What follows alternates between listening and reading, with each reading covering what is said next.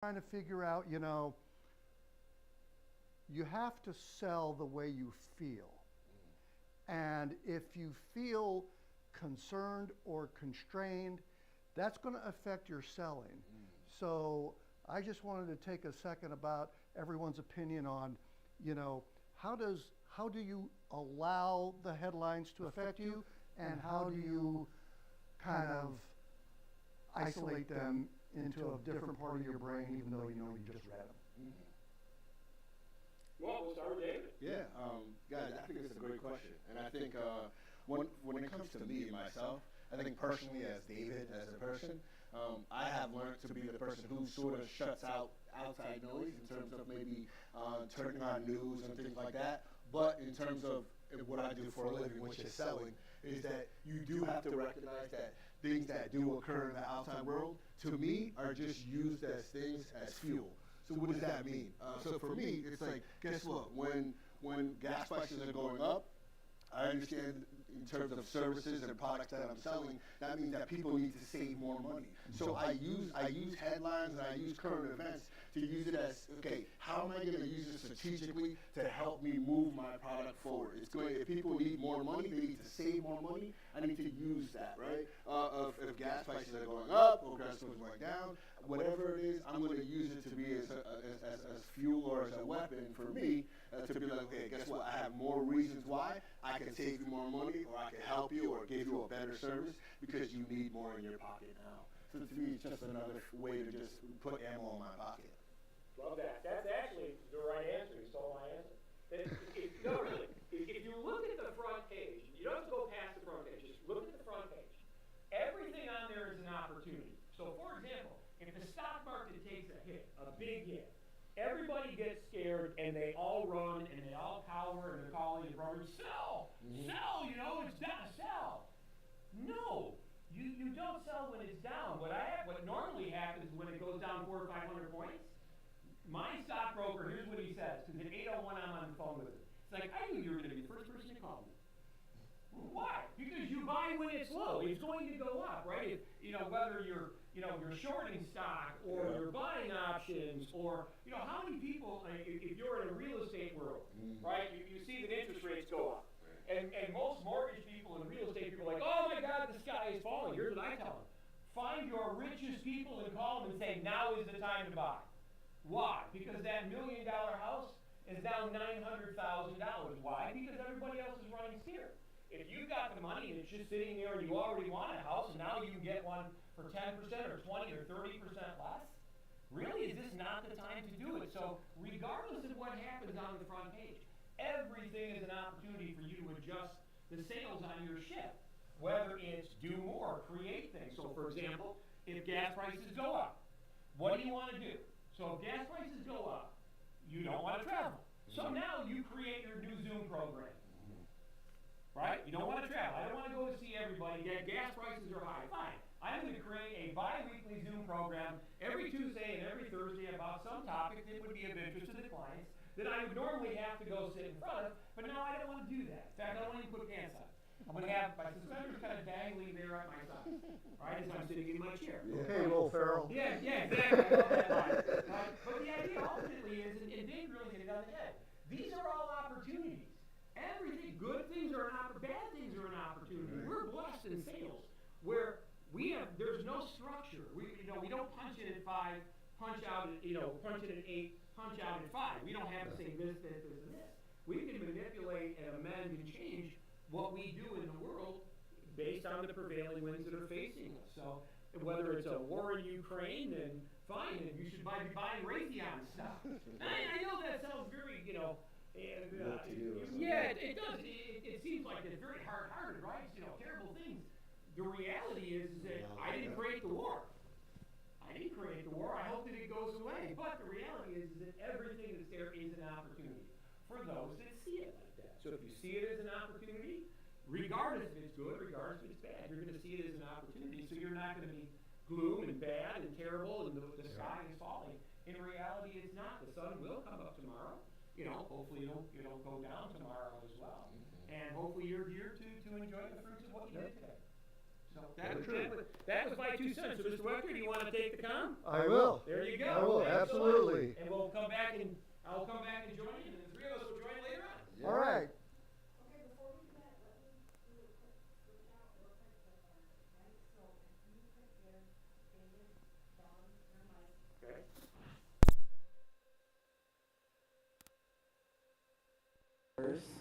And what am I doing with mine? You are handing it to me. Okay.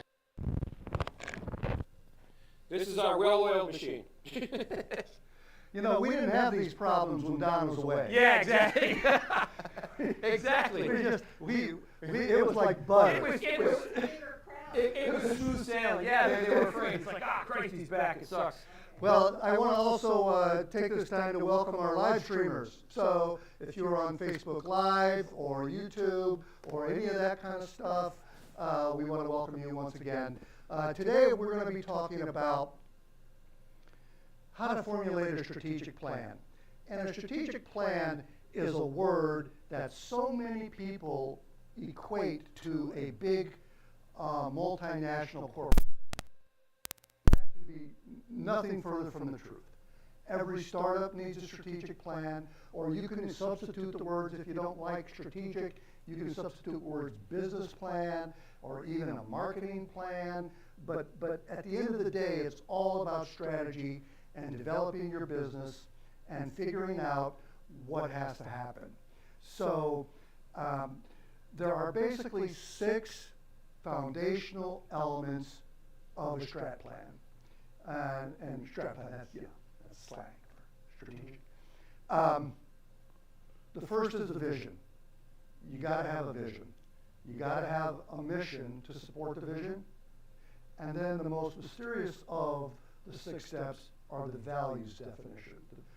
What are your core values? Now, we'll get into that a little bit later, but that seems to be a big stumbling block for not only how to do it, but why do I have to do it? You know, because that's challenging people. That's telling people that, you know, we need to know what you are all about, and a lot of people don't want to go there. But, so we've got the vision, the mission, and the values, and then we start getting into the goals, the strategies, and the tactics. Those are the 6 steps of a strat plan. And you don't, to do a real good plan, you don't always have to include all 6. You can shortcut some things if you so choose, or if you're pressed on time or thinking and all of that.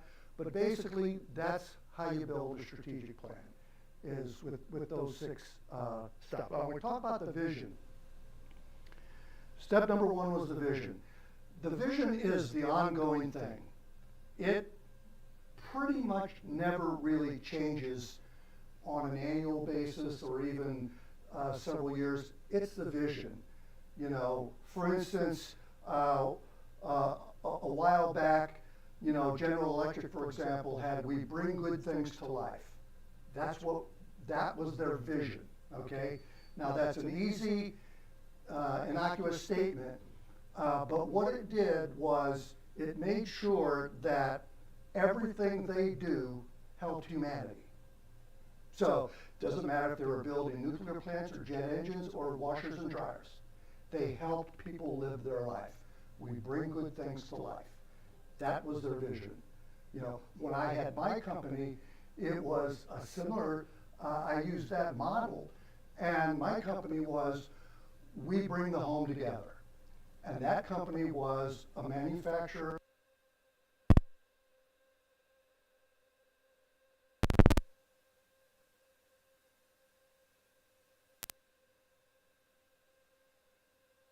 You need switch plate covers, you need kitchen things, like things to hold your spoons and things like that.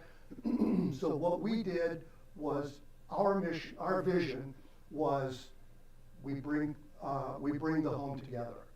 And the concept behind that was, we wanted to make sure that every time anybody who owns a home or rents an apartment walks in every single day and feels good about themselves, about the way they look, about how they present themselves to guests, all that kind of stuff. And if you can do that, that really uplifts you in many, many, ways, in many, non-faith-based ways, frankly. Your faith is your faith. You use that as in a different platform. But we were just manufacturing. We had 30 people. We had an art department. We created our own designs. We had motifs all over the country, in Florida for tropical, in the West for cowboys and stuff like that, Texas for sure, and here obviously in the Southwest, we had cactus on all of our products, and all kinds of hand-painted stuff initialed by the artists that did that. We wanted to bring the home together so that people would make it. So that's what a vision is all about. A vision is not about changing or as time goes through, a company definitely will morph and will have to change. And so sometimes the vision just does change. But when it does, it's very, very thought through, and it's not anything that you change very much at all. It's Your next point is vision, and I don't see the difference. The way you're describing vision to me, and the statements that you made sounded like mission statements. Did I hand you some notes ahead of time? You gave us an outline. Okay, we'll just go right. Perfect question, perfect timing. The mission is how you do it. How do you do? Yeah, the mission a lot of times is an infinitive.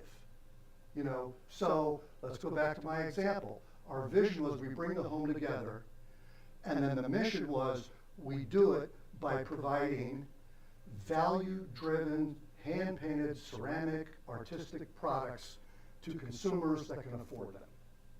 That's how we do it.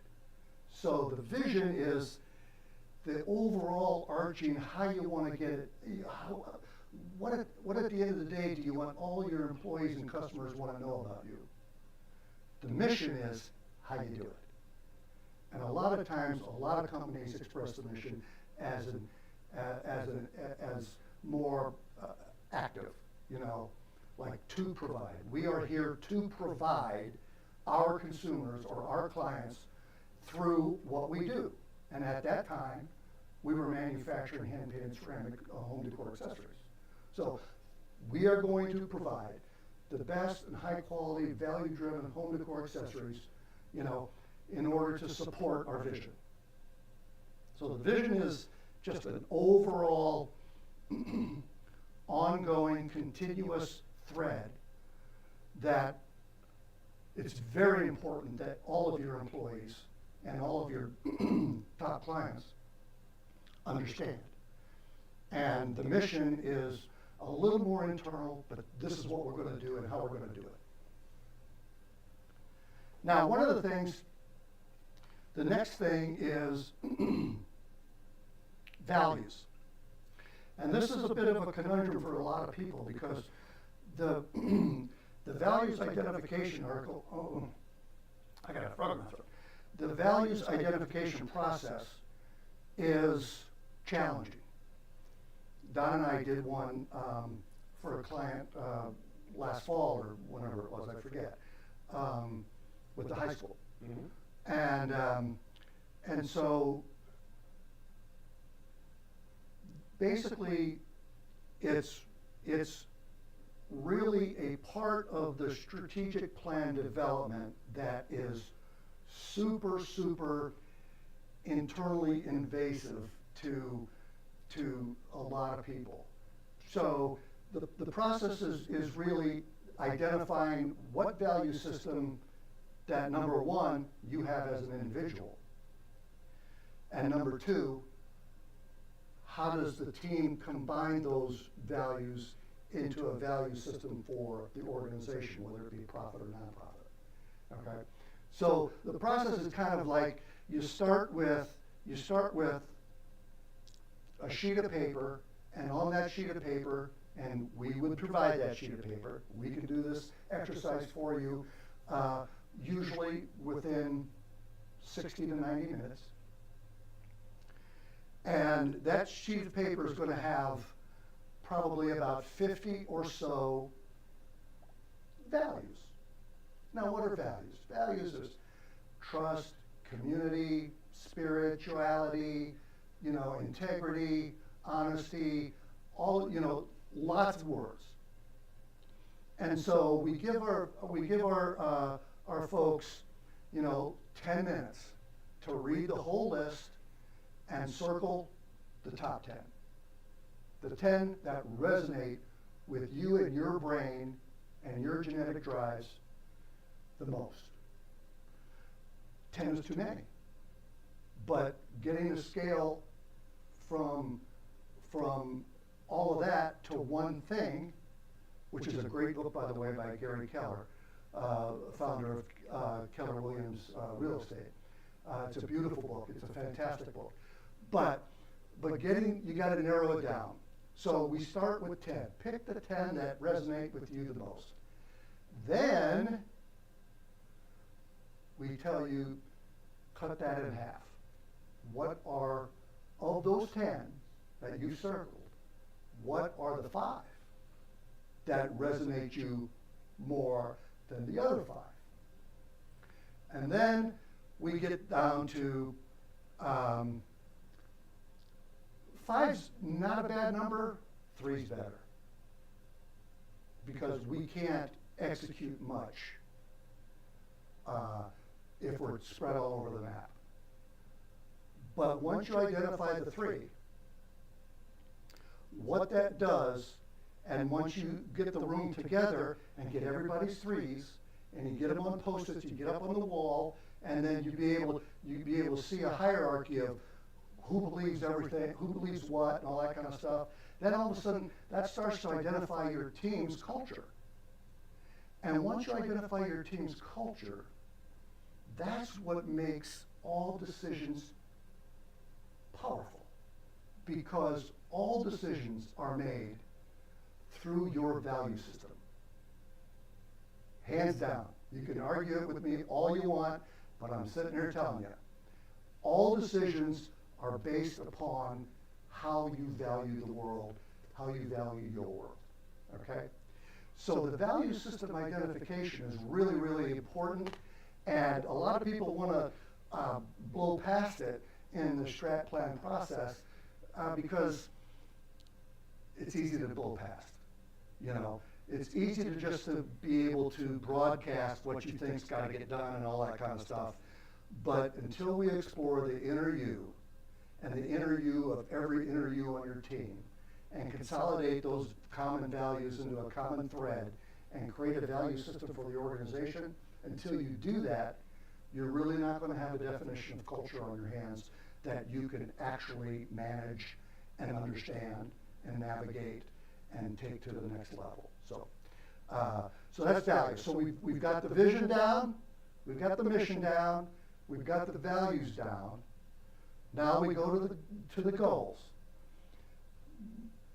In an organization, the vision, mission, and values are the responsibility of the board and top leadership. They've got to do that at the top. They've got to set the stage. They've got to create the foundation for the house. That's their job. Those are long-term, long-thinking, very life-extending projects. When we get to the goals, now all of a sudden you're coming not out 10 years, but now you're bringing it down to 5 years. Goals, 3 to 5 years. And then that's when you start bringing in other people in the leadership team that now understand all the vision, mission, and values. Now you bring them into the 3 to 5 year, what are, and Don and I have this first question for almost everybody, what are your challenges? What are your three major challenges? And once we identify the three major challenges, now we can convert those challenges into goals. We've got something to work with, okay? We know what we're doing. We've got something to work with. And so the goals, and what we're doing here is going down the chronology from very long term to shorter term to short term, and then at the end of the day, we're going to have, what are we going to do this month? What are we going to do? But that's coming. So in addition to the vision, mission, and values, now we're on the goals. What are your challenges? What's stopping you from getting to your vision? What's stopping you from performing your mission? What's stopping you from not making decisions with your value system at play? And that's when we decide, okay, these are the goals that we want to get done to respond to the challenges that you just conveyed to us. Are there goals other than production? Yes. Oh, Give me an example. Community. Community. Maybe part of your world needs to involve the community. And being part of the community, David, you're on this big time. Being part of the community is really sometimes the critical element of success to your organization. Now, everyone's case is situational. So, but it's just not, production comes a little bit further down the line, really, in terms of the strategies and tactics, and we'll get to that in a second. But the goals are just about, setting the stage, and a lot of people kind of poke fun at the acronym SMART goals to say they're not as relevant as a lot of academics think there are. I tend to use them. SMART is an acronym for specific, that the goal's got to be specific. M is for measurable. If it's not measurable, it doesn't exist. Right. A is for achievable or alignable, or that A can change a little bit, but to make a goal that's not achievable is pointless, frankly, in my opinion. The R is for relevance. The R is for relevance. The goal has got to be, specific. It's got to be measurable. It's got to be achievable. It's got to be relevant. And the T is for time bound. You've got to have time bound. You've got to have a deadline. And Don's got a great story on the etymology of deadline. He knows where that started. And so when you're doing your goals, you have to basically make sure that they are goals that have all of those 5 criteria, SMART goals, but they also have, they will resolve the challenge in the, under the umbrella of your vision, mission, and values. That's essentially what goal development is all about. Once you got your goals, and the goals are typically 3 to 5 years in a strategic plan, then you've got your strategies. So for every goal, you're going to develop 3, maybe 4 strategies to achieve that goal. That's more along the lines, Joan, of your production question. Your strategies are going to be, they're going to be uploaded into that goal, and they're going to help you get that goal done. And so if you've got 3 goals, then you'll have 3 or 4 strategies for each goal. And you don't do this in a vacuum, and you don't, so you need to talk with your leadership team. You need to talk with your mentors. You need to talk with your family if you're a solopreneur. You need to talk with whoever you got to talk to. But you don't want to do this you might want to have a guideline that's in your mind, but you got to test it out. You got to put it out there in the world to see, other perspectives and other opinions and things along those lines.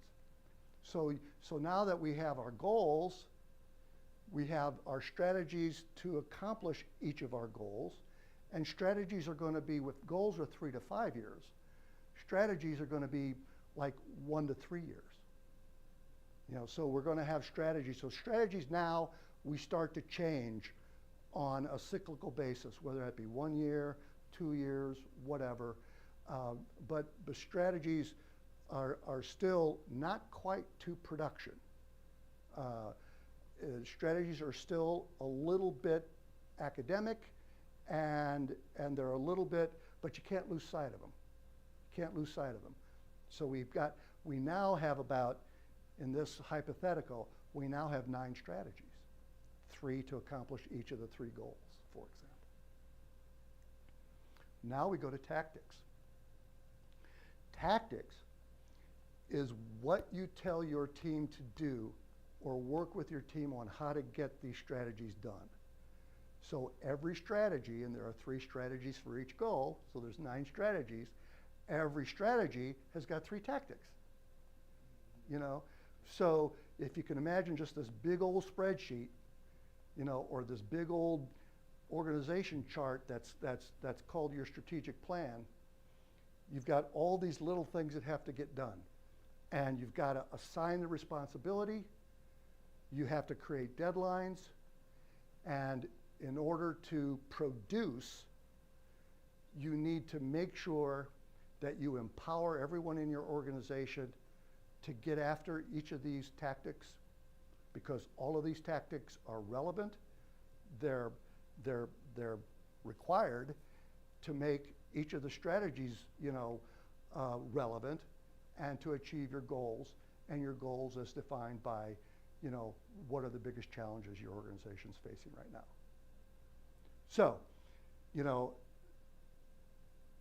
at the end of the day, and this, by the way, I've worked with companies that document and don't document. The companies that document are significantly more successful than the companies that don't.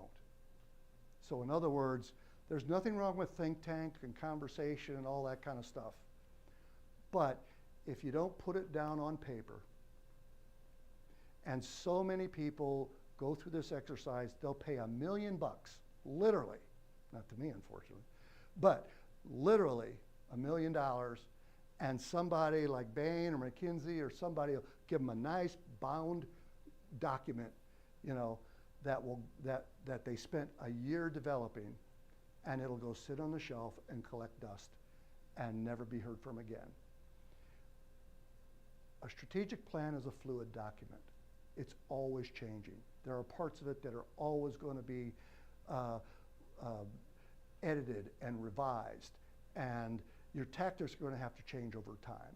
God knows, you know, when technology came to us in the last 10 or 15 years, man, that threw a lot of tactical strategic plans, you know, really off kilter, because all of a sudden reaching a target market became a different animal. You know, what you got to do there is you got to say, all right, let's find somebody else that's, you know, let's get somebody in our corporation that's digitally focused, and let's change some of those tactics to more digital marketing or social media. Not to say print is dead, because print is not dead. We covered that last week. But the reality of it is, it's a fluid document. It needs to be on paper, or at least needs to be electronically documented for access to everybody in the organization. You know, so, but it's a chronological event, a strat plan. You start long term, 5 to 10 years, with your vision, your mission, and your value system. And we help people develop all of those. Now that's a big step. Then we start talking about the challenges so we can develop the goals. Those are 3 to 5 year plans, or sub-plans of the strat plan. Then we talk about the strategies from 1 to 3 years that we're going to do. How we're going to advertise, how we're going to get our brand reach, how we're going to improve our products, how we're going to produce our products, how we're going to reach those goals. And then tactics is basically at the ground level. Like, what is everyone in the organization's role?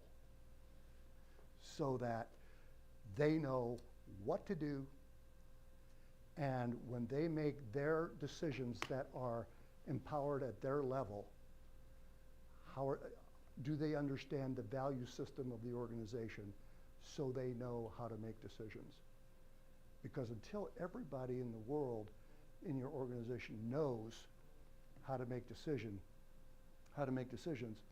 you know, you're not really going to be able to navigate or manage your culture.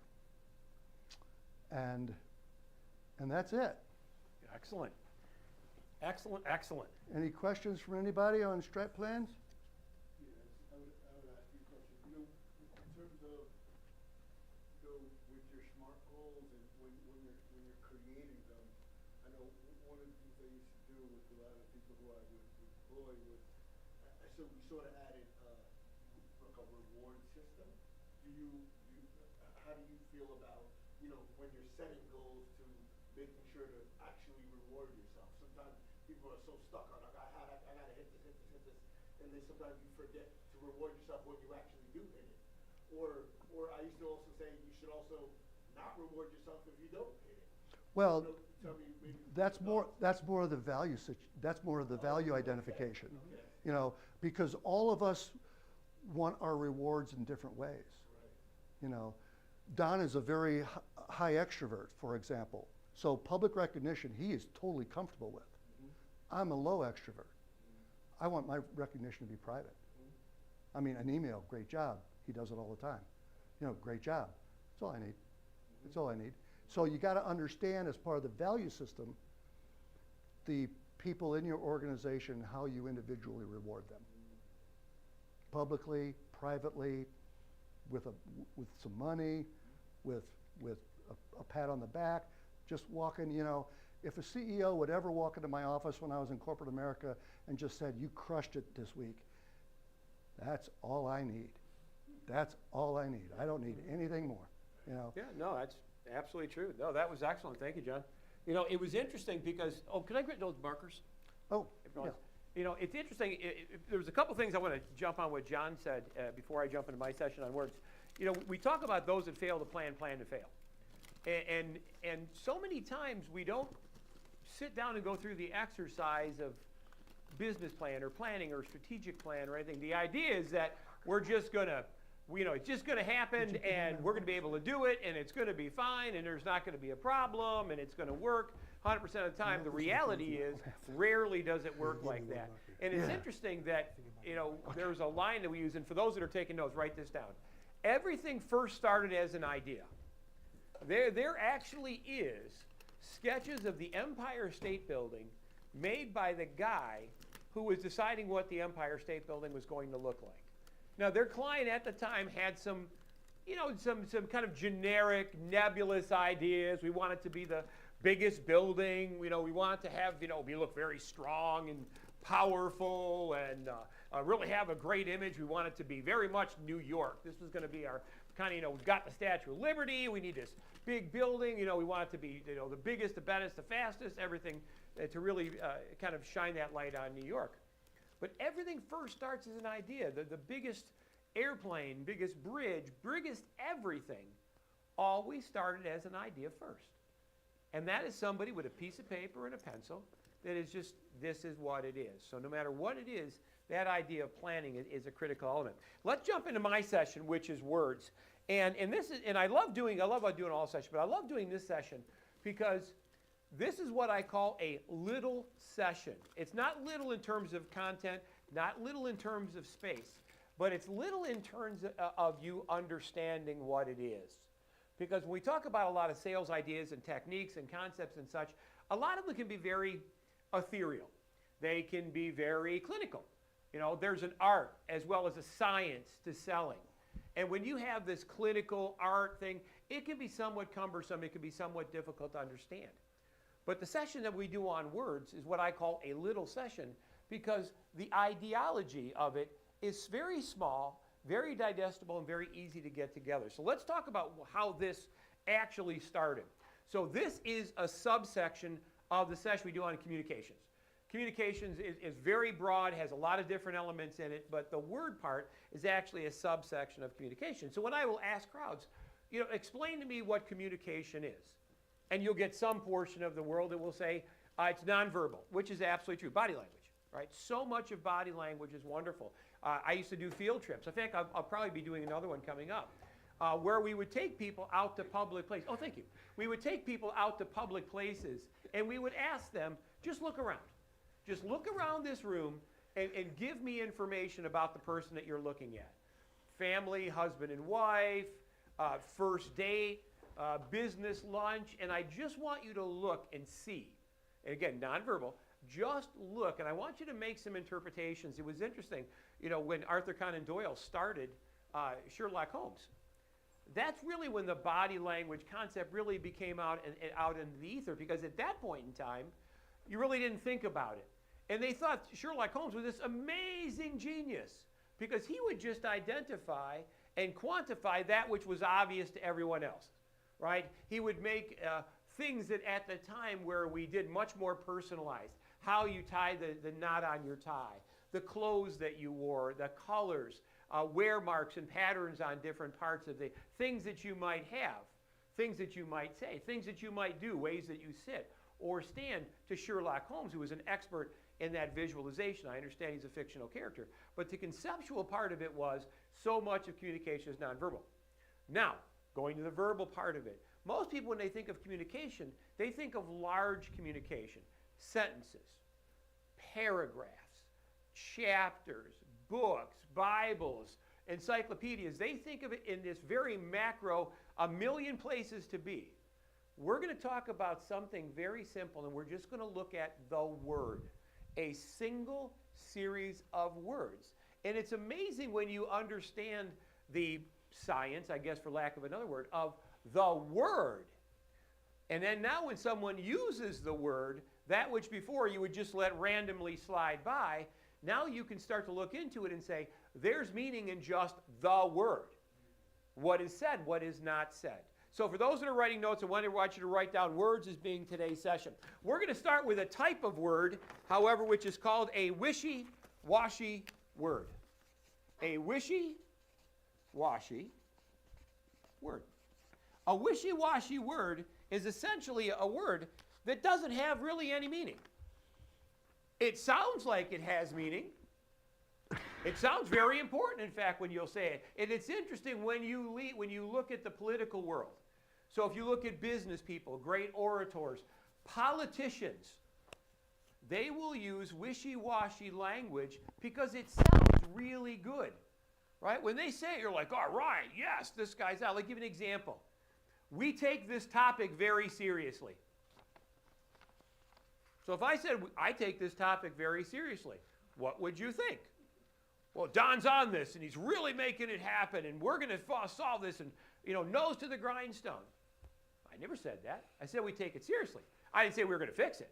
I said we take it seriously. So the idea of wishy-washy language means that the language itself may not be representative of the intention that it goes along with it. Now, that's just a phrase. That's not even a sentence. That's a phrase. We're now going to go into the individual words, and we're going to use what we call a plus 50% or a minus 50% word. So I want you to, on your piece of paper, I want you to write this. This is 0, okay? 0 or neutral. So if this, right? This is minus 50%. This is plus 50%. So plus 50% is here. Minus 50% is there. Now this is how you'll make sense, because I will ask you in terms of the intentionality of the word, would it be a more than 50% word or less than 50% word? All right? More than 50%, less than 50%. But before we get to that part of that section of it, there are also, in the idea of words, in the randomness of our language, words that we just toss into the conversation. And by the way, you can always tell when someone's contriving or concealing when they use a lot of the toss-in language. The toss-in language is the ums, the ahs, all the stammering and stuttering and everything that goes along with it. Because what that is that's your unconscious mind forcing you to stop to give it time to think of what to say. Because if it's the truth, it's the truth. You don't have to think of the truth. Don, what did you have for breakfast today? Bang, that's it. That's the truth. I don't have to contrive. I don't have to steal, right? If you talk about the people that understand body language, if you look up and to the right, that's memory and recognition. Because the lobe of your brain that actually has memory and recognition is to my facing upper right. So if they say, what'd you have for dinner last night? I go, what did I have for dinner last night? Oh, I had roast. All right? But if somebody's going to try to contrive or conceal, they're not going to go to memory and recognition because they know that they're not representing a true fact. They're going to look down to the left. Really? What did I do yesterday? And it's interesting when you watch this. So if you watch people, watch speakers, politicians, go to places, go to restaurants and bars are wonderful. That is such a great place. When you go next time, I can sit in a bar and I can tell you the date that's going good and the date that's going bad. I can tell you just across, you want to go, listen, dude, it's not happening. Just pay the bill and leave. Just get out. Miss, just break his heart now because it's not happening. And you can tell it's just so obvious to everybody in the room. Why? Because you can't conceal this. You literally cannot conceal this. You cannot fight your body in doing the things that it's going to do unconsciously. The same thing with words. So not only are wishy-washy words or wishy-washy language, and you can tell it's because it's no content, right? It's the people that use nebulous language over and over, and they think if they throw many words at you, you're going to be smart. That's, yeah. It's also a prerequisite for a press secretary. Well, I've been very clear on this. without making a political statement, again, when you're using this kind of wishy-washy language, right, the person, and I won't say press secretary, but what I will say is the person says, I've been very clear on this. And it's interesting because when you go, no, you haven't at all. And everybody in the room is like, no, you haven't. Everybody, but it sounds good, right? It really sounds good. If I was up there, I puff up my chest and I'm great. I pound on the podium and I've been very clear about this and we take this very seriously. And everybody in the room is like, ooh, something's really going to happen. Nothing's going to happen. But it sounds good at the time. Now, we as salespeople, we need to understand that. We need to look through that. We understand is that if you're just tossing in random words, it's not because you're doing it in some way to enhance our conversation. You're not. You're going to that contrive. You're going to that conceal. And because of that, we now need to be able to look at not only the phrases in the individual language, sentences included, but the actual words. So we talked about wishy-washy language. Watch for it. Watch for it. You're going to see it a lot more when you start to watch for it. Because when somebody answers a question, they don't need to preface it with, let me be very clear on this. No, you just answer the question. You don't tell people I'm going to be clear on it, and then you don't answer it. Why? Because that's the way wishy-washy language. And toss in words. Look, somebody keeps doing this. So ums and ahs and I'm going to write toss in here. Now, why would it be important for a salesperson to understand wishy-washy language and toss in words? Why would you want to know that? Now, we're not talking about your product. We're not talking about your service. You're not talking about your price. You're not talking about anything. You're at the basic of human communication. Why would you want to know that what you're hearing may in fact not be the truth? Because you don't want to waste your time. Exactly. With the wrong people. Exactly. Sure. If I'm not going to make a sale, when do I want to find out? Of course, it's right away. The thing is, but most people, when they hear, well, I've been very clear about this, in their minds, because this is what they want to hear. This is what they want to hear. Remember, the most optimistic people in the world are salespeople. Right? We believe that every person is going to love us, and I'm the poster child for this. Everybody's going to love me. I'm going to make every sale. Why? Because I am so fabulous. Now, I am fabulous, so I'm not a good example. But there are other people that think like that, right? And they're not fabulous. But the idea is that watch the language.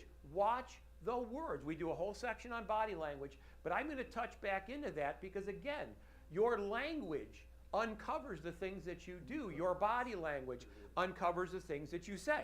So we have our tossing words, our wishy-washy words, our word conservation.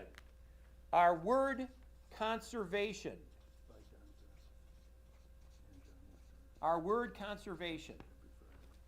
And if you think about that, and we talked a little bit about this in an earlier session, the Gettysburg Address has 272 words in it. You could have almost done that on Twitter, right? Could you see that? Abraham Lincoln does it on Twitter because he could just about do that. 272 words. But he was able to, by using less words, you give more gravity to the words that you do say. Because if you put a lot of words into something, it becomes common, right? There's a lot of words, and there's a lot of people that believe in sales that the more they throw at you, the bigger the words they use, the more complex the conversation, that in some way you're going to be enamored and say, oh my God, you're so smart. Here, who to make a check out to? I've never seen that situation take place. I understand word conservation, and you can. The example I love to use is that if you're in a meeting and you always have that one person, man, woman, hasn't said anything in the whole meeting. Nothing. Hasn't said a word, took copious notes, nodded when it was appropriate, hasn't said anything. 5 minutes left in the meeting, and then Bob says, I have a suggestion. And the meeting stops. It's like, it speaks. And now no one talks. And now everybody listens to Bob. Why? Because Bob hasn't said anything. Now Bob, because of his lack of communication in the meeting, what he does provide has great gravity. There's a rarity in the language that you use and what you use and how you use it. So not only do you have to be conscious at the wishy-washy words people use, the toss-in words that they use, and the idea that ultimately you want to be able to use less words because less words is more gravity to the words that you say. So if I'm talking to someone and their goal is to say a lot of words and throw a lot of stuff in the conversation, and again, and I'm in a selling situation, God bless them. I want them to talk. So let me give you an example. You're in a conversation and there's two people talking. The perception is the person that's talking controls the meeting. They control the content. They control. In reality, it's the person listening. Because if you think of playing tennis, where is the ball when you lose the point? Is it on your side or is it on your opponent's side? Well, no, I lose the ball when the ball's on my side. I miss the shot. So if you think of that tennis as being an example of conversation, that the more times I can keep in tennis the ball on your side of the net, the greater the chance that you have to lose the point. Your goal is to have the ball on my side of the net for me to lose the point. But if I keep the ball on your side of the net, who is more likely to lose the point? And of course, it's you. Same situation in conversation. If I keep you talking, asking good questions, open-ended questions that are ultimately going to lead to more information, I'm now going to garner additional information in my conversation that I can use now to position myself in a more effective way to ultimately make the sale. That is appropriate, all right? I tell people all the time, I will never teach you to lie, cheat, and steal, right? This isn't the force. You know, there is a dark side, and unfortunately, because of that dark side, salespeople have gotten a lot of bad rap, right? There's a lot of bad rap out in the world of salespeople. Much of it is unearned, some of it is earned. But when you understand the language and you understand what people are saying and how they're saying it, it'll make a lot more sense for you when you get into the words. So let's talk about this over 50% and less than 50%. The concept essentially says is there's lots of ways to say no. There's very few ways to say yes, other than yes. All right? Do you want to buy my widget? Yes. There really isn't, there's not another yes, right? There isn't a yes but tomorrow. There isn't like, I want to buy it next week. There's yes. However, there's lots of ways to say no. Let me think about it.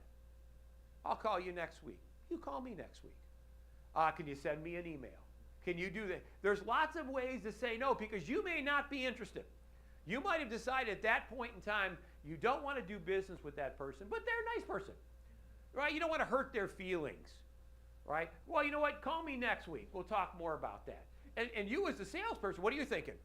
Well, he wants me to call him next week, right? We're on. We're still going.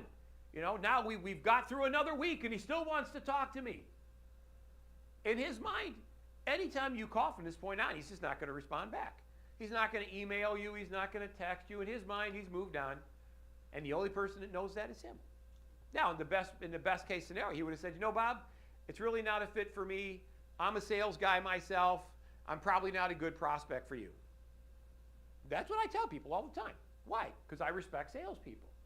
But when you understand the language and understand there's lots of ways to say no, very few ways to say yes, then we have to start understanding this plus 50% or greater than 50% in terms of the intention of the language. So let me give you a couple ideas. And I'll give you a scenario by which a no is not a good thing. Say, for example, you have a coworker that you really don't like. You don't really get along with. They're just not your cup of tea. Not a bad person. They're just, you don't fit with them. And that coworker is having an event, right? Having an event. And they invite you to their event, right? Hey, I'm having a party, blah, blah, blah, this Saturday. Would love to have you come. Well, you're not going to say, are you kidding me? I hate you at work. I don't want to spend 1 second with you longer than I absolutely have to. I would never come to your house. I don't even want to see you. If you're driving by me on the expressway, I'm not going to wave to you. Now, would you say that to a coworker? Of course not. You would never say no, right? Because there's so much political aspect of it. Well, here's what you might say. You know what? I'm not sure. Let me check my schedule. Right? Maybe we can come by. You know, maybe we could stop by. Right? Now, you are thinking, hey, Bob and Sally are coming. Because you heard what you thought was a yes. But the word itself didn't say yes. In fact, the word itself is likely a no or tilts towards a no. And that's why we look more than 50%, less than 50%. Let me give you an example. The word should. Is that a more than 50% or a less than 50% word? Should. More. Yeah, we should be able to stop by. So if you said, yeah, we should be able to, that's as close to a confirmation as you can get without using the word yes. Right, we should be able to stop by. I've gone through my mental Rolodex, blah, blah, blah, blah, blah. Here's what we have. Yeah, I think we have time. Yeah, we should be able to stop by. What time is the party? What if I said we might be able to stop by? More than 50%, less than 50%? Less, absolutely, sure. Now, this is just one word. Should, might. What would be another one? Could. Yeah, I think we could be able to make it. You know, I got to drop the kids off at my parents' house, but yeah, we could probably get there around 6. Now, you didn't say yes. You didn't say no. But what you said has an intentionality that it's beyond neutral. It's positive to neutral. Right? Shouldn't, couldn't, would, might, will. The word will. Would that be a more than 50% or a less than 50%? Since it's in the wedding vows. Well, sure. Absolutely, right? You know, you didn't, at least not in my wedding vows, it didn't say, you know, are you going to try really hard to love, honor, and obey? You're going to try? Donnie, you're going to give it your darndest? I sure am, Father. I'm really going to give it my darndest. No, I will. Will, regardless of the circumstance. Not I might, or I couldn't, or wouldn't, or shouldn't. Possibly. Yeah, possibly we could stop by. Right? You think that's a more than 50% or less than 50%? It's a less than 50%. Because in the word possibly, it's not tilted to the affirmative. Possibly is unlikely, but on, you know, if all the planets align, right? If everything I was planning on doing falls through, then yours may be a possibility. The thing is that the word itself, the word, just the word, has so much meaning and intentionality when you say it. And it's how you say it. And because, again, they may not want to tell you no. Maybe they want you to give them a price, right? You're a salesperson. They want you to give them a bid. So they're going to take your bid, which they hope is less, and then they're going to go to the people that they really want to do business with and use your bid to beat them up. Now, how fair is that? Well, it is what it is. So when you look at over 50% or less than 50%, we're looking at the word. So when you talk, and we talk about the mights and the coulds and the shoulds and the wills and the possibly, maybe, right? Would maybe be over 50% or less than 50%? Less than 50%. Because there's no affirmation in maybe, right? It's that random, it possibly. And yet, we as salespeople, we don't hear what they're saying and what the word implies. We hear what we want to hear.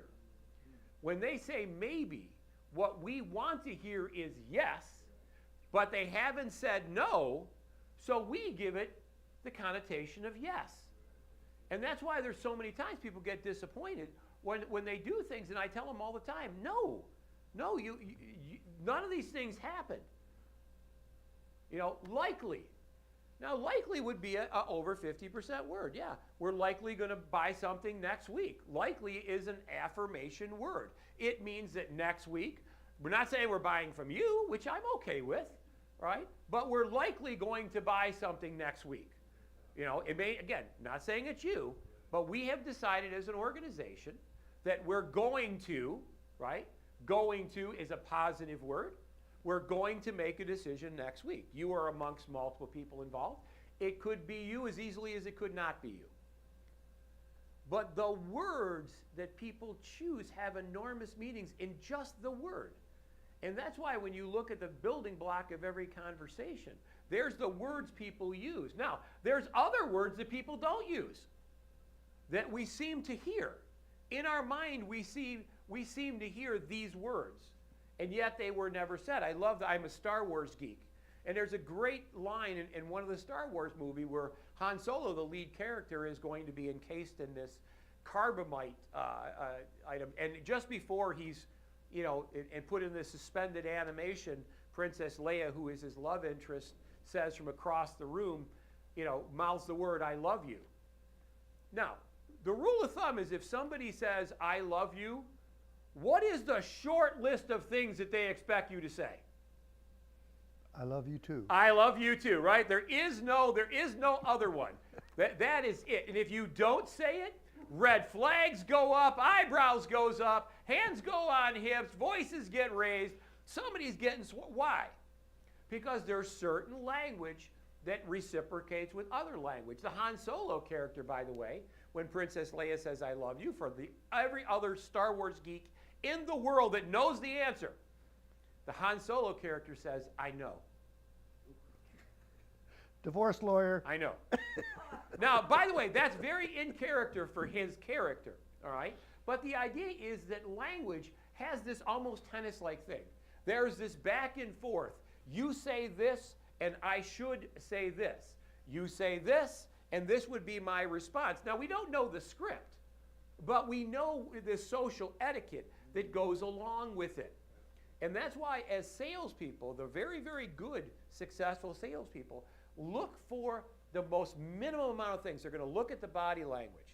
The person that's is saying yes, and they're standing away from you, right? You'd always see these people, and a couple times I went up to people in restaurants, and I said, I apologize. You undoubtedly saw me staring at you, and you saw my group, burning a hole in the back of your head. Let me share with you why. And I would go over there and because people don't want to have a whole group of people staring at them, especially not on a date. And I would go over and I would apologize. I would offer to buy their dinner because that is a little intrusive. And they were certainly the entertainment for us for the evening. And I would say, I have a group here. I'm a sales trainer. This is my credentials, my business card. And we're doing a session on just human dynamics, right? Body language. And we were looking at everyone, not just you, but everyone in the whole place, trying to identify, how things are going. And most people were very forthcoming. I'd say, would you mind if I asked you a few questions? Most people are like, oh yeah, especially if the date's going bad. Guaranteed if the date's going bad, the girl is the first one that says, oh my God, absolutely. Yeah. Right? Some version of that. And I would say, what brings you? And they'll say, it's our first date. And I would say, would you mind potentially me asking you questions? It might be a little cumbersome, a little awkward, right? And I would say to the guy, how do you think the date went? Oh, I think it's going great. And when I go to the young lady, how do you think it's going? He's nice, but I really don't think we'll probably go out again. Now talk about two diverse impressions of the same thing. That's why two people read the same book, they see the same story, and they get a different thing out of it. Again, the building block of languages. So when you're looking at language, this plus 50% or minus 50% breaks down on the individual words. If somebody says, I might, that's a giant red flag for a salesperson. There is no affirmation in might. Possibly. There's no likely. That's an affirmation word. And I know this seems like inside baseball and we're scrutinizing it down to the smallest of smallest. And that's why I said this session I call a little session. Because the things that we talk about are seemingly so minute in the world of communication. And yet, there are perfect words. Word selection, word conservation. Sometimes by saying less, in reality you say more. And that's why I love to use the Gettysburg Address, is that most people think that it is this long, meandering, oratory that goes on and on. It doesn't, less than 5 minutes. And yet the impact that this less is more scenario, right? Everybody remembers the last few lines of the President Reagan speech when he was with Mr. Gorbachev. And they were seated in front of the wall. And nobody remembers the entire speech, but they remember the few words that Reagan says. Tear down this wall. What they don't realize was there was 40 minutes before that. Nobody remembers that. It was great stuff. They just remember that tear down. Why? Because that was it. 40 minutes got you to those few words. Word conservation. And that's why salespeople, great salespeople seem like they have this almost mystical power. They have the perfect things to say. They got the perfect one-liner. They have the perfect word. They put them together perfect. It sounds like a song as they're going through, and it's not. What it is it's cleverly created ways to most effectively communicate a singular idea. Yes, John? And he also directed it directly to Mr. Gorbachev. Oh, yeah, who's sitting right there. Yes. And by the way, and he said it, Mr. Gorbachev. Absolutely. Tear down this wall. Sure, but again, you've got the 40 minutes ahead of that. And people don't know that. I'm sure some do. I shouldn't make a blanket generalization. But in sales, the word, going down to the smallest component, there are lots of different kinds of words, right? I think everybody's heard what we call the romance languages. Right? There are certain languages that were identified historically through Europe that were called the romance languages. These were the language at the time of culture, literature, music, arts, plays. That was kind of the building block of all of these romantic or romance languages types of things. And because of the way the language was created and how the words were created, gave it a different timbre. You look at certain languages that are very staccato. German, for example, is a very staccato language. The words were created, they were very hard, very consonant-filled. But if you look at many of the Romance languages through Europe, they tend to have a lot of vowels. Vowels tend to be softer, right? So when I tell people when you talk, you want to use what we call a vowel-laden conversation. Vowel-laden conversations do not sound sharp.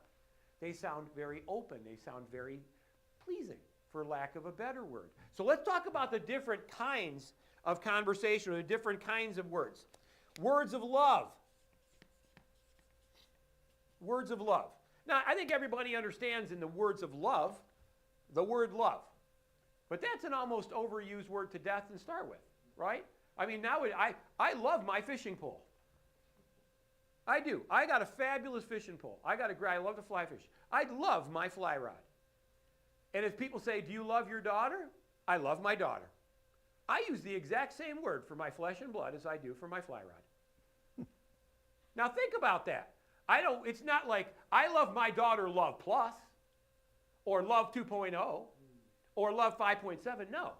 Love has become this interchangeable word that, interestingly enough, when I say honor, respect, appreciate, if I tell Janet I love her, which of course that I do, but that word is so widely used, And when I go to her and say, you know what, I don't tell you enough how much I appreciate you.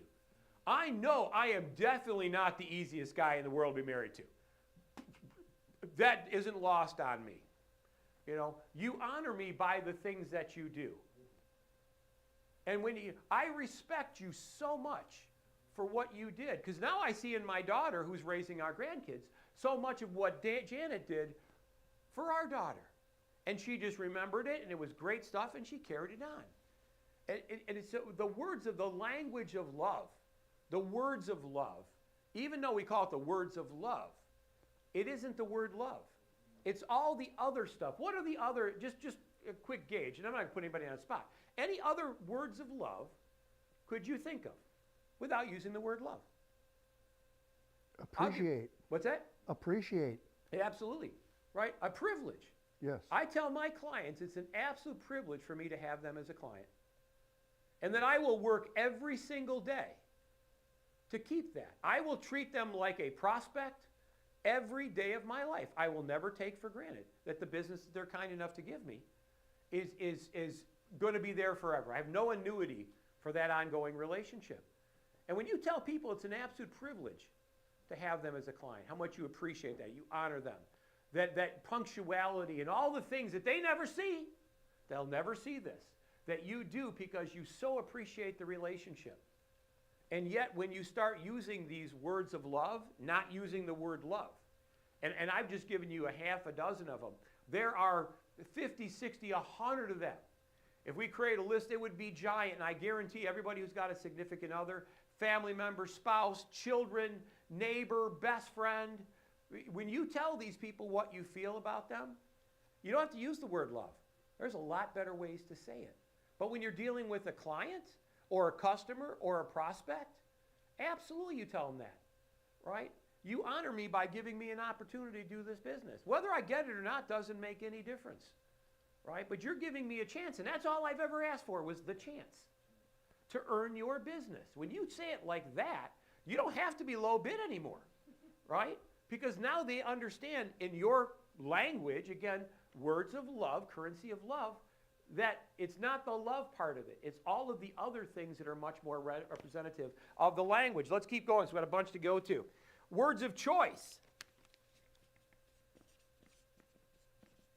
Words of choice. Words of choice are want, like, keep, go after. The idea ultimately is these are words of choice, that you are where you are doing what you do, not by happenstance. I'm blessed that I get to do business with people that I like. I like you, Joe, right? If I didn't, there's no amount of money you could throw at me that would let you screw up my perfect life. Now, when I say that, that sounds like that's like the worst thing a salesperson could ever say. But I hope you don't feel like that, because I believe it's an honor for her to be my client. It's an absolute privilege for me to be able to do what I do to someone that appreciates it and takes advantage of it. Now, the words of choice are the words we build into our conversations. And these are the words that our clients will build into the conversations. Have, want, like. These are all the, we'll do a couple of them, but there's probably 50 of them that you can have. These are people that are telling you what their desire is.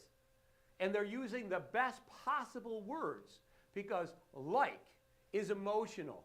Want is emotional, right? My 2-year-old grandson, Xavier, he knows want. He's got want down pat. He wants everything, right? If you had a stick of dynamite and you lit the fuse, he'd want it. Give me that dynamite, Grandpa, right? Doesn't know what it is. He just wants it. Everything he sees, he wants in his hand. Now, good, bad doesn't make any difference. But wants is a very, very strong. And when you're embedding this into the conversation, when I'll ask somebody, do you really want to have a better life? Do you really want it? Because everybody's going to say they do, right? Everybody's going to say that, right? You know, everybody wants to lose weight. Everybody wants to get healthy. Everybody wants to blah, blah, blah, be young, whatever it is. They're going to say, oh, I want it. Not going to do anything to get it, right? Yeah, I want to lose weight. Not going to diet. Not going to exercise. Nothing. I want it. If you ask me, oh, yeah, I want to lose 20 pounds, right? Not going to do anything to get there. Napoleon Hill said define your sacrifice. Oh, yes. Yeah, because everything is, it's options, Yeah. right? If I have this cake, I love this cake, right? But if I really want, and you talked about it, Will, in your session last week, which was excellent, by the way. I watch all the videos. I watch like game films. And what do you want to do? And so many people will talk a good game and they never do it. You know, well, I want to have a better life. I want to, next year I don't want to be struggling the same way I am this year. Well, yeah, I want to be 20 pounds less and 20 years younger. At least the second one's probably not going to happen. But the reality is these are words of choice. They will tell you, and it also gives you the opportunity to gauge where they are. And if you keep in this minus 50%, over 50%, a lot of these are a dream or a wish. The person that says, I want to lose 20 pounds. Okay, good luck with that. The person that says, I will lose 20 pounds, what do you think is the more likely candidate? The second one, right? Absolutely, right? But they're words of choice. It's the language that I want you to be aware of, because it will tell you the depth of their dissatisfaction. And the person that says, I will lose 20 pounds, I will get a better job, I will make more money, I will increase my sales, that is the person that will likely do it. Because that person, at least at some point in time, has been cogent of the sacrifice they're going to make to get there.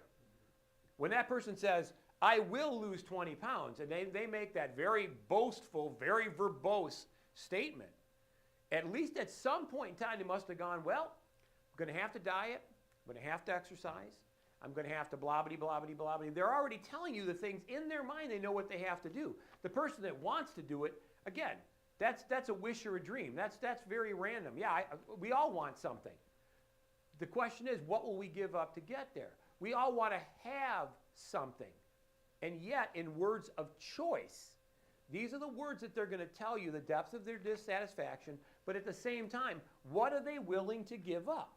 Most people are willing to give up very little. I'm always surprised at how many people will tell me will tell me all the things they want to change, all the things they don't like, all the problems that they have, all the issues that they have, and yet, make sure we stay on time, and yet don't do any of the things that are necessary to get there. And yet, everything you ever want, the richest man and the poorest man on the earth, they don't have any more eyes than we do, likely don't have any more or less fingers, don't have 9 ears.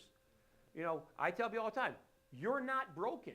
You're not missing anything. You have everything that you need as long as you have the will to do it, right? Either you're going to find a way or you're going to find an excuse. You get to choose. All right, let's keep going. I want to knock off this. Words not said.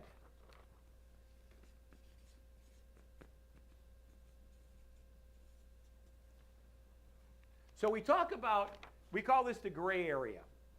So if we talk about we talk about the wishy-washy, the throw-in language, the toss-in words.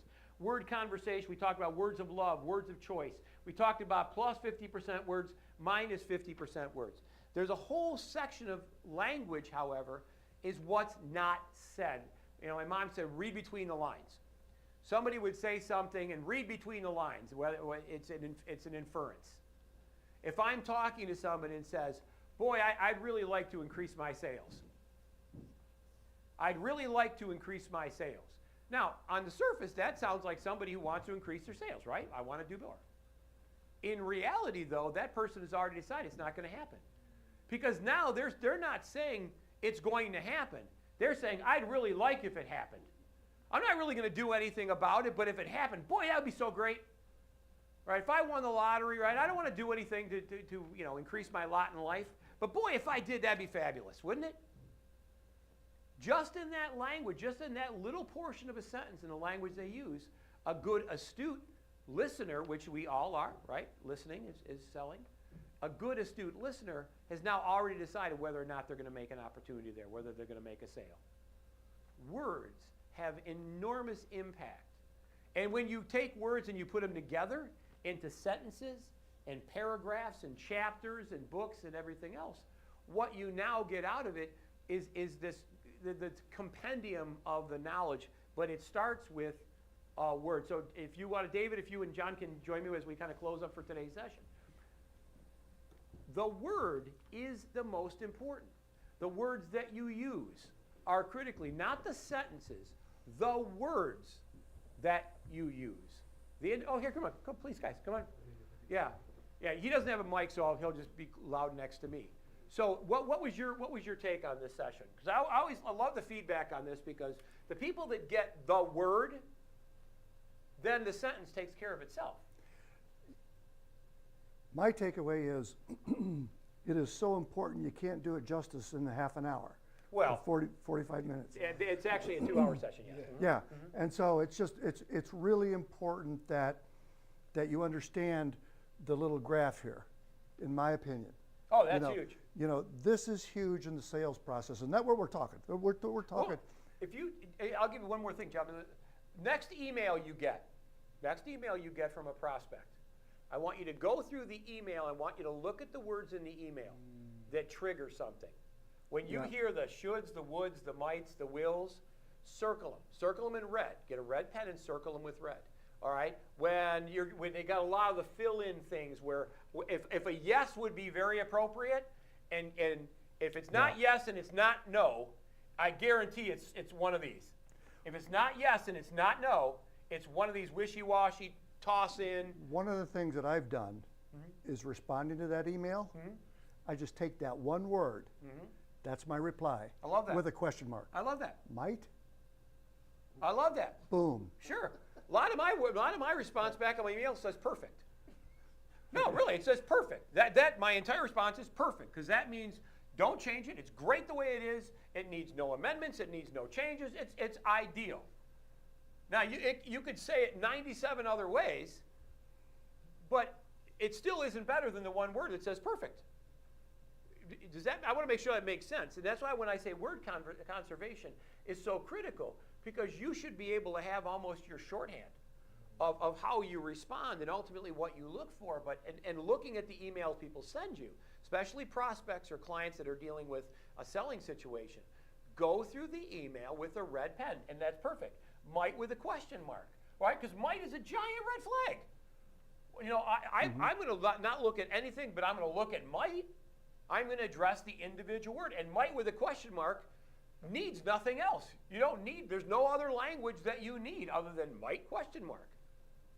Word conservation. So I'm sorry, John, I didn't mean to. No. I mean, and the point of that is to provoke thought in the sender's mind. You know, he or she used the word might, or whatever, or could, or possible, any of those things. And so if you want to kind of I don't mean turn the tables, but if you just want to get another person thinking, just brevity is a good thing in that regard. Word conservation. What it'll also do is it'll let them realize that you're not taking this. Right? Yeah. Because they're accept this. They're so used to blowing smoke at somebody, and the other salespeople are like, oh, she said maybe. What the hell is that? Last time I took maybe to the bank and said, hey, I'd like to deposit this maybe. They're like, yeah, that's not money. Get out. And yet, we as salespeople allow ourselves to be treated like this. And that's a perfect thing to do. But go through with a red pen, circle the words, underline, highlight the words that are just flag words. Because, again, if these are flag words, then there is no future unless you get on the other side of that. So I'm sorry, David. No, I think what I take from this and what I use exactly when I'm training people as well is, unfortunately, like you talked about, a lot of salespeople are working on hopium, right? And so Hopium. They're living on hopium. Yeah, no, I love that line. Right? Which is like, we're hanging on. It's so powerful what Don's talking about is that understanding of words but we're hanging on the words that are really negative 50 words.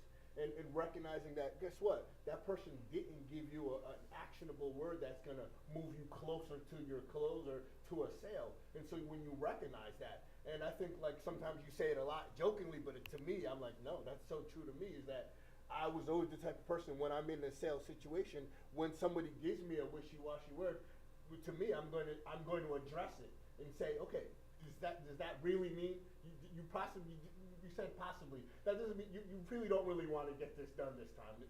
Would I be correct saying that? Yeah, sure. Would I be correct saying that? Great. Okay, so then you know what? Let's move on. I love that. Let's not waste any of our time today. Guess what? Your time is valuable, and my time is very valuable. And when you call them on it, the interesting thing about it is when you call them on it, Sometimes. they have no place left to hide. Right. And they will say, yeah, I didn't really think it was going to be a fit. By the way, even though they could have done that, and I've been totally happy with that.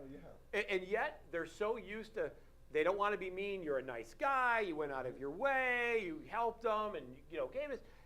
Again, if I had feelings, I don't need to be let down easy. I'm okay. If it's not a fit, it's not a fit. That doesn't mean I'm terrible, you're good, or vice versa. But yet again, one of the things that's interesting, when they use these less than 50%, that's their unconscious mind forcing them to be uncommittal. They're forcing them to tell you that it's really no, but they can't say no, and there's this conscious-unconscious fight. The conscious mind should say, as we are all business professionals, I'm not a good prospect for you. It's not a fit. I'm not interested in pursuing this with you. That's what our conscious mind should do for wasting your time or my time, right? The idea is that I don't want to waste your time, but I don't want to waste my time. Following up on your emails, yeah, we're still thinking, and, respond, yeah, we still haven't made a decision, and 6 months later, yeah, we're still kicking the can. That's your time wasted and my time wasted, but your unconscious mind fights with your conscious mind. It should say, now we're not interested, thank you, goodbye. And yet, your unconscious mind will find it. It won't allow you to keep lying, so it's going to pick words that unconsciously it can live with itself with. And I know this is inside baseball, but the understanding of human psychology is so amazing. And as we relate it to sales, so much of it becomes very obvious when we're just people. How we think and stimuluses and responses, it's all very clinical. I think another thing that you reminded me of, and we have to be able to do that sometimes, is that recognizing how sometimes love, which is such a powerful word, is sometimes overused and sort of glossed over, and sort of recognizing what are those other powerful words that maybe mean the same thing, but sort of hit the heart a little differently. And I think you mentioned some of those things that maybe as husbands or as as fathers, that we can tend to use your brain a little bit more, go a little bit further to express ourselves in a better way. So I appreciated that. Well, because the love becomes the de facto word that covers everything, and that's why when I do this session, I talk about I love my fly rod. I love my wife. I use the same word for my fly rod and my wife. Now, again, but that's not it. In fact, my wife, one of the nicest things that I didn't think it was that amazing, but she clearly did. I said I would want no other person in my foxhole with me but you.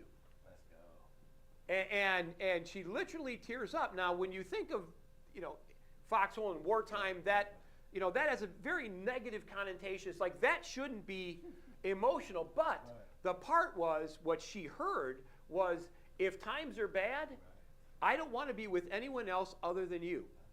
Because I can depend on you, I can rely on you, you're strong and you're solid and you're determined. And that's what I didn't say any of those words. But that's what she heard, because my connotation, that idea is, that you rely life and death on that person in your foxhole. So she took it. I didn't say it. And that just shows you the power of language, but not the language, especially in the overused words, and that even the words of choice. Watch what they say. I'd like to make more money. That person will never make more money. The person that says, I'm absolutely positively going to make more money, I'm going to work 20 hours a day, 7 days a week, and I just know failure is not an option. That person will always be successful, because it's not how many times you knock down, it's how many times you get up. And they will use those words. They will use that language. Their conscious can't help. The conscious is like, no, Don, you're never going to give up. You couldn't even use the words give up. I won't even let your mouth say, I'm not going to get, I'm not going to say it. It's not going to let me say it, because it's so contrary to the way every fiber of myself thinks. So the words are so critical. So the thing about words is, we talked about I'd like to do this, or I'd like to do that. and you use the weight, you're not going to get 20 years, but you could lose 20 pounds. Hell yeah. You know, personal experience. I said to myself and to my wife, I will lose 25 pounds. Absolutely. And I did in the last Yes. 45, Yeah. 50 days. Yeah, absolutely. I've lost 25 pounds. Yeah. You know, but now I can say to everybody, I have lost Absolutely. 25 And you pounds. build on your wins Actually, too. 27. It's this, you learn failure the same way you learn winning, right? For Tom Brady, or you look at the Tiger Woods, or the people that are in any industry, to them winning is the foregone conclusion. They go into it assuming they're going to win. And even when they don't, it doesn't really affect them, because it was one loss on a string of monumental wins. But so much of what we do in sales, when we started the conversation, is how you feel, how you think.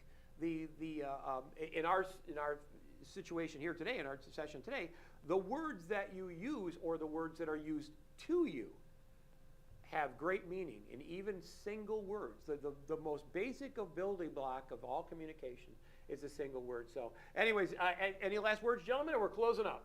I don't know about you, but my fly rod says, I love you too. Oh, man. Everybody knows that. Don't touch Dad's fly. Go 10 feet around it. Don't even look at it.